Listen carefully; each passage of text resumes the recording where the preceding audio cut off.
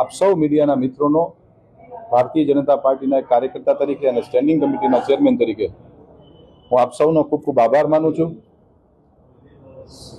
Media એ લોકશાહીની અંદર ચોથી જાગીર કહેવામાં આવે છે. ક્યાંક તમે લોકોએ અમને મદદ પણ કરી છે અને ક્યાંક તમે લોકોએ અમારું ધ્યાન પણ દોર્યું છે. ઘણી બધી વસ્તુ, રાજકોટ આવડું મોટું સિટી છે, ભૌગોલિક દ્રષ્ટિએ 18 વોર્ડ છે, અલગ અલગ એક છેડાથી બીજા છેડે જતા 15 થી 17 કિલોમીટરના એરિયાની અંદર આ જોડાયેલું રાજકોટ સિટી.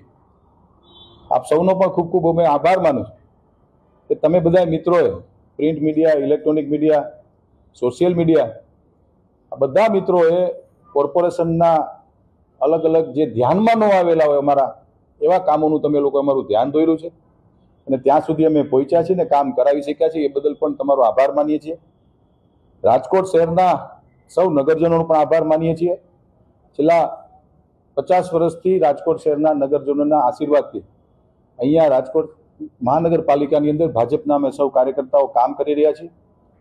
આવો ને આવો સહકાર અને સાથ આવનારા દિવસોમાં પણ મળે એવી આપ સૌ પાસેથી અપેક્ષા છે અને વિનંતી પણ કરીએ છીએ.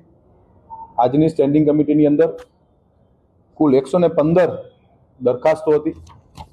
આ 115 દરખાસ્તોમાં કુલ 470 કરોડ 74 લાખ જેવી રકમના ખર્ચે આજે અંતિમ સ્ટેન્ડિંગ કમિટીમાં રાજકોટ શહેરના અલગ અલગ વિસ્તારોના વિકાસ કામોને અમે લોકોએ મંજૂરીની મોહર આપી છે. 470 કરોડ એટલે સાથીઓ 4 અબજ અને 70 કરોડના ખર્ચે રાજકોટ મહાનગરપાલિકાએ આજે અંતિમ સ્ટેન્ડિંગ કમિટી મંજૂર કરી છે. એ બદલ અમને ખૂબ ખૂબ રાજીપો પણ છે અને આવનારા દિવસોમાં આ તમામ કામો રાજકોટ શહેરની અંદર કામ ચાલવાના છે, કામ ચાલુ થવાના છે. એ બદલ પણ અમને ખૂબ ખૂબ રાજીપો છે અને આપ સૌનો અમે આભાર માનીએ છીએ.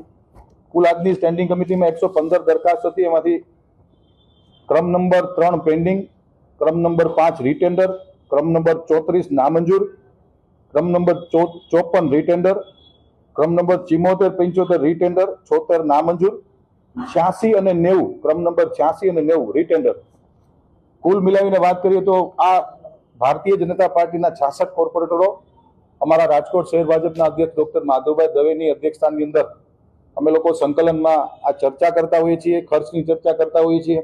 ક્યાંક અમને ધ્યાનમાં પણ આવતું હોય છે કે ભાઈ ખર્ચ વધુ થઈ રહ્યો છે, ક્યાંક વધુ ખર્ચો થતો હોય, ક્યાંક દરખાસ્ત અયોગ્ય લાગતી હોય તો આ પ્રક્રિયાઓ છે કે જે અમે રીટેન્ડરમાં લેતા હોય, નામંજૂર કરતા હોય, કોર્પોરેશનને કારણ વગરનું ખર્ચ ઉપર ભારણ ન પડે. કારણ કે આ સરકાર દ્વારા અને રાજકોટ શહેરના નગરજનો દ્વારા ચાલતું આ મહાનગરપાલિકા છે, તો ખર્ચ ઉપર કંટ્રોલ અને નિયંત્રણ રહે એના માટે આજની સ્ટેન્ડિંગ કમિટીની અંદર અંદાજિત કહું છું હું આપને કે 90 કરોડથી વધુના કામો આજે અમે લોકોએ અટકાવ્યા છે.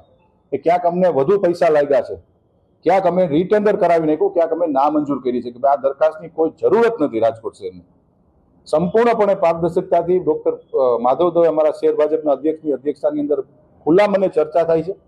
1 કલાક સુધી અમારી પરંપરા મુજબ સ્ટેન્ડિંગ કમિટીમાં સંકલન બેઠક થાય છે. ત્યારબાદ અધિકારીની બેઠકની અંદર આજે 470 કરોડના કામોની આજે અમે લોકોએ સૌએ મંજૂરીની મોહર આપી છે. ફરી વખત કહું છું કે રાજકોટ શહેરના સૌ નગરજનોનો ખૂબ ખૂબ આભાર માનું છું. ઇલેક્ટ્રોનિક મીડિયા, પ્રિન્ટ મીડિયા અને સોશિયલ મીડિયાના મિત્રોનો પણ ખૂબ ખૂબ આભાર. સૌનો આભાર. જય માતાજી, જય દ્વારકાધીશ, જય સોમનાથ. મહાનગરપાલિકામાં અમારા માટે સૌ માટે બધા કામો મુખ્ય હોય છે, પણ તેમ છતાં જો વાત કરીએ તો નવી લાઇબ્રેરી બને છે, નવા સ્પોર્ટ્સ સંકુલો બને છે, નવા રોડ રસ્તા બને છે. કોર્પોરેશનમાં ભાજપના પદાધિકારીઓની એક નેમ રહી છે કે કોઈ પણ કામ અમે લોકો નાનું હોય કે મોટું હોય, 10 લાખ રૂપિયાનું કામ હોય કે 100 કરોડનું કામ હોય, અમે એને કામને અગ્રતા આપીએ છીએ. પાઇપલાઇનના કામને અગ્રતા આપીએ છીએ. રોડ રસ્તા, સ્પોર્ટ્સ સંકુલ વોર્ડ નંબર 4 ની અંદર બહુ ભવ્યથી ભવ્ય સ્પોર્ટ્સ સંકુલ બનવા જઈ રહ્યું છે.